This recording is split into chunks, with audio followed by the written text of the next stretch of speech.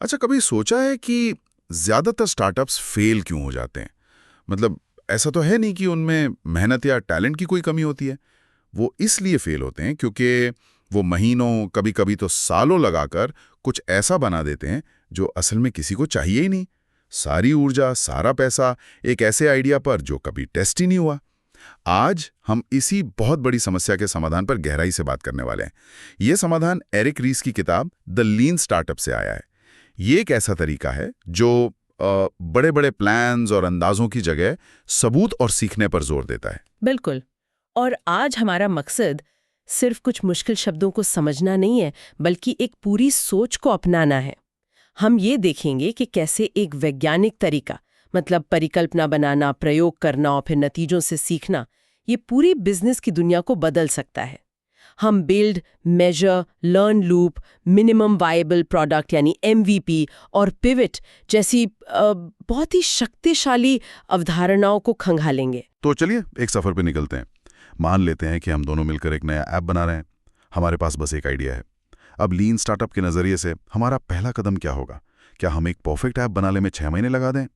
चलिए अब इसी को परत दर परत खोलते हैं। तो सबसे पहले इस स्टार्टअप शब्द को ही साफ कर लेते हैं। ये सिर्फ गैराज में काम करने वाली कोई छोटी कंपनी नहीं है। नहीं, बिल्कुल नहीं। सोर्स के मुताबिक इसकी परिभाषा काफी गहरी है। हाँ, ये लोगों का एक ऐसा समूह है जिसे अत्यधिक अनिश्चितता की स्थितियों में एक नया उत्पाद या सेवा बनाने के लिए डिजाइन किया गया है। इस परिभाषा में जो एक शब्द है ना, अत्यधिक अनिश्चितता, इसका मतलब है हमें कुछ भी नहीं पता। हमारा ग्राहक कौन है, उन्हें क्या चाहिए, क्या वो पैसे देंगे भी, मतलब सब कुछ धुंधला है। यहाँ बैठकर 5 साल का बिजनेस प्लान बनाना तो मजाक जैसा लगता है। अगर सब कुछ अनिश्चित है तो सफलता का पहला पैमाना पैसा कमाना हो ही नहीं सकता। पहला लक्ष्य है सीखना। सीखना? हाँ, सीखना। सोर्स इसे वैलिडेटेड लर्निंग कहता है, मतलब मानने सीखना, जो असली ग्राहकों से मिले डेटा और सबूतों पर आधारित हो, न कि अपनी राय पर। एक स्टार्टअप की प्रगति इस बात से मापी जाती है कि वो कितनी तेजी से ये सीख रहा है कि ग्राहकों को सच में क्या चाहिए। तो इसका मतलब ये हुआ कि शुरुआती दिनों में एक स्टार्टअप की बैलेंस शीट में प्रॉफिट से ज्यादा लर्निंग का कॉलम जरूरी है। बिल्कुल। ये तो पारंपरिक एमबीए की पढ़ाई के बिल्कुल उलट है। वहां तो पहले दिन से ही मुनाफे की बात होती है। सही कहा। पारंपरिक योजनाओं में सालों लग जाते हैं और तब तक तो बाजार ही बदल चुका होता है। लीन स्टार्टअप कहता है कि उस बड़ी परफेक्ट योजना का इंतजार मत करो। आपके पास एक विजन है, एक बड़ी सोच, लेकिन उस तक पहुंचने का रास्ता प्रयोगों से होकर गुजरता है। ठीक है, पर यहाँ एक बहुत बड़ा सवाल उठता है। अगर सब कुछ अनिश्चित है तो पारंपरिक बिजनेस प्लान तो बेकार हो गया। तो फिर रास्ता कैसे खोजें? यहीं पर इस किताब का सबसे क्रांतिकारी आइडिया आता है, बिल्ड, मेजर, लर्न लूप। बनाओ, मापो, सीखो का चक्र। चलिए इसे तोड़कर समझते हैं। पहला कदम, बिल्ड यानी बनाओ। इसका मतलब है अपने आइडिया को सिर्फ दिमाग में मत रखो, जितनी जल्दी हो सके उसका एक छोटा काम चलाऊ वर्जन बनाओ। दूसरा कदम, मेजर यानी मापो। अब देखो कि लोग उस बनाए हुए प्रोडक्ट के साथ कर क्या रहे हैं। यहां राय नहीं मांगनी है, उनके व्यवहार को मापना है। अच्छा। क्या वे साइन अप कर रहे हैं, क्या वे ऐप पर वापस आ रहे हैं। लोग जो कहते हैं और जो करते हैं उसमें जमीन आसमान का फर्क हो सकता है। और तीसरा, सबसे जरूरी कदम, लर्न यानी सीखो। उस डेटा से सीखो, क्या हमारी धारणा सही थी या हम पूरी तरह गलत थे। और दिलचस्प बात यह है कि इस चक्र को आप जितनी तेजी से पूरा करते हैं, आपकी सफलता की संभावना उतनी ही बढ़ जाती है। या गति ही सब कुछ है। सोचिए, एक टीम जो इस लूप को हर महीने एक बार पूरा करती है और दूसरी टीम जो हर हफ्ते करती है, एक साल में दूसरी टीम पहली टीम से 4 गुना ज्यादा सीख चुकी होगी। अनिश्चितता के माहौल में सबसे तेज सीखने वाला ही जीतता है। ठीक है, तो इस लूप को शुरू करने के लिए हमें कुछ बिल्ड करना होगा, लेकिन क्या पूरा प्रोडक्ट बनाने में तो महीने लग जाएंगे? यहीं पर एक और कमाल का कॉन्सेप्ट आता है, मिनिमम वायबल प्रोडक्ट या एमवीपी। एमवीपी का मतलब प्रोडक्ट का सबसे सस्ता या सबसे खराब वर्जन नहीं है। इसका मतलब है प्रोडक्ट का वो सबसे छोटा रूप जो आपको कम से कम मेहनत में सबसे ज्यादा सीखने में मदद करे। इसका लक्ष्य ग्राहकों को इम्प्रेस करना नहीं है, बल्कि अपनी सबसे बड़ी धारणा को टेस्ट करना है। हाँ, और सोर्स में इसके कुछ शानदार उदाहरण हैं। जैसे ड्रॉपबॉक्स। बिल्कुल, उन्होंने पूरा फाइल सिंकिंग सॉफ्टवेयर बनाने से पहले सिर्फ एक 3 मिनट का डेमो वीडियो बनाया। वीडियो में दिखाया गया कि प्रोडक्ट काम कैसे करेगा, और वो वीडियो वायरल हो गया। रातों रात 70,000 से ज्यादा लोगों ने साइन अप कर लिया। उन्होंने कोड की एक लाइन लिखे बिना अपनी सबसे बड़ी धारणा को साबित कर दिया। हाँ, कि लोग एक आसान फाइल शेयरिंग सर्विस चाहते हैं। एक और उदाहरण है ज़ापोस का। आज वो जूतों की एक बहुत बड़ी ऑनलाइन कंपनी है। लेकिन जब उन्होंने शुरू किया तो उनका आइडिया था कि क्या लोग बिना ट्राई किए ऑनलाइन जूते खरीदेंगे। उस समय ये बहुत बड़ा सवाल था। तो उन्होंने कोई गोदाम नहीं बनाया, कोई जूते नहीं खरीदे।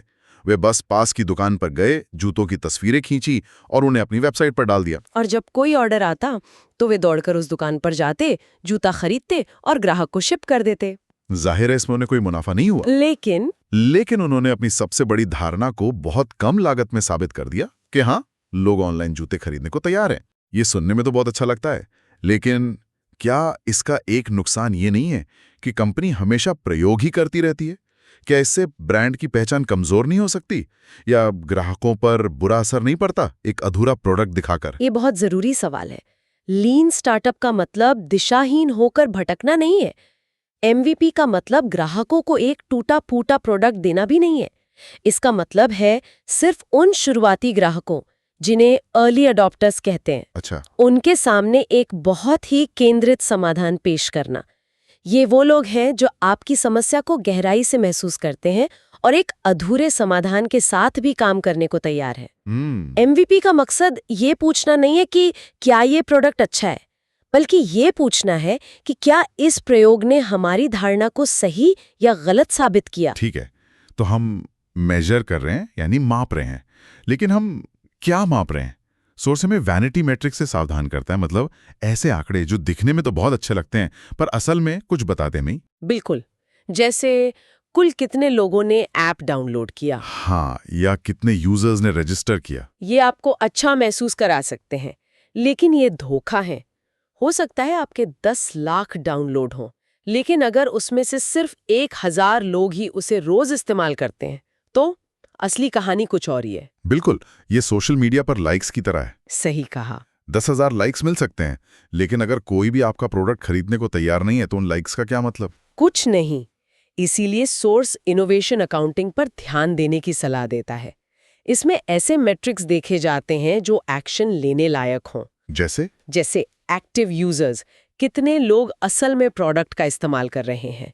रिटेंशन रेट, कितने लोग हर हफ्ते या महीने वापस आ रहे हैं, ये सबसे जरूरी है।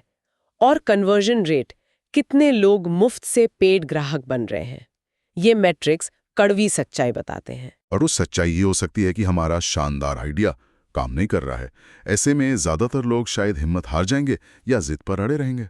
हाँ, कि नहीं, ग्राहक समझ नहीं रहे हैं। बिल्कुल, लेकिन किताब यहाँ एक बहुत ही शक्तिशाली रास्ता सुझाती है, पिवट। पिवट का मतलब हार मानना या फेल होना नहीं है। इसका मतलब है रणनीति में एक बड़ा नियंत्रित बदलाव लाना, जबकि आपका विजन वही रहता है। हाँ, विजन यानी वो बड़ी समस्या जिसे आप हल करना चाहते हैं। पिवट का मतलब है ये मानना कि उस मंजिल तक पहुंचने का जो रास्ता हमने चुना था वो गलत था। लेकिन पिवट और हार मान लेने के बीच बहुत पतली लकीर है।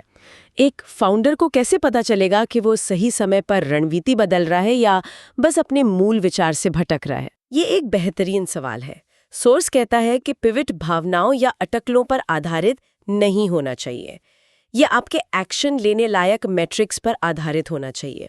जब आप लगातार प्रयोग कर रहे हैं, प्रोडक्ट में सुधार कर रहे हैं, लेकिन आपकी मुख्य मैट्रिक्स जैसे रिटेंशन या कन्वर्जन बिल्कुल नहीं हिल रहे, तो ये एक संकेत है कि रणनीति बदलने का समय आ गया है। सोर्स में कई तरह के पिवट बताए गए हैं, जैसे कस्टमर सेगमेंट पिवट, जब आपको एहसास होता है कि आपका प्रोडक्ट उस समूह के लिए नहीं है जिसके लिए आपने इसे बनाया था। अच्छा, बल्कि कोई और समूह से ज्यादा पसंद कर रहा है। बिल्कुल। या जूम इन पिवट, जहां आपके प्रोडक्ट का सिर्फ एक छोटा सा फीचर इतना लोकप्रिय हो जाता है कि आप बाकी सब कुछ हटाकर उसी एक फीचर को अपना पूरा प्रोडक्ट बना देते हैं। हाँ, इंस्टाग्राम इसका एक क्लासिक उदाहरण है। हाँ, बिल्कुल।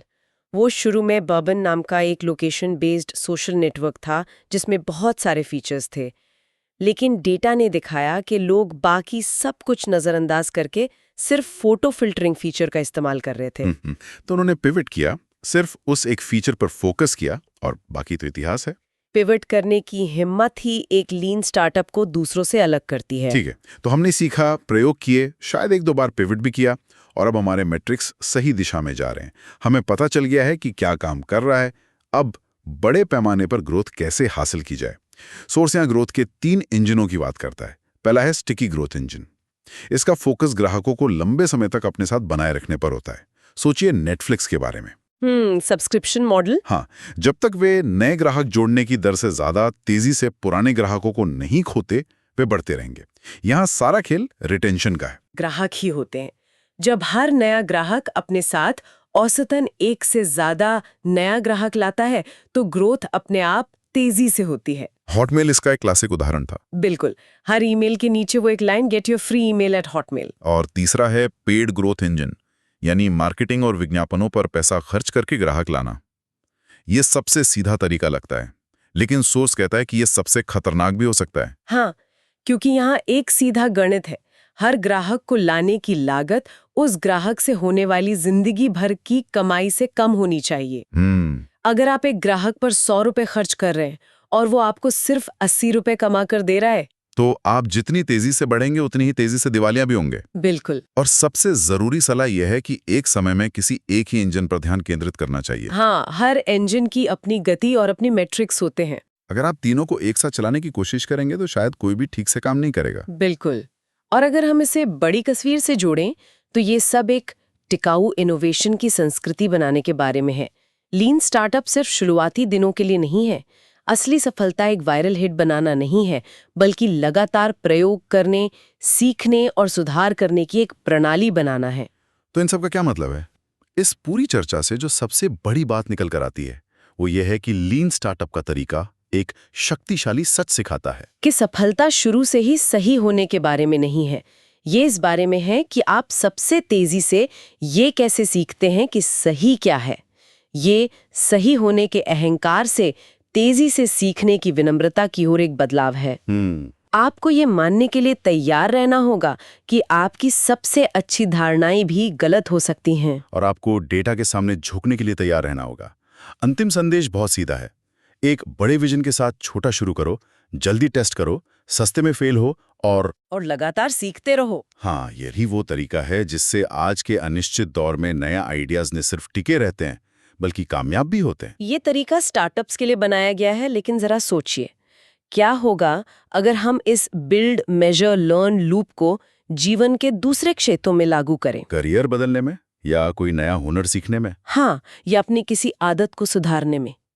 एक परफेक्ट साल भर के प्लान का इंतजार करने के बजाय अगर हम कल ही एक छोटा सा प्रयोग करें, देखें कि नतीजा क्या आता है और उससे मिले फीडबैक के आधार पर अपना अगला कदम तय करें। ये छोटा सा बदलाव हमें कहाँ ले जा सकता है?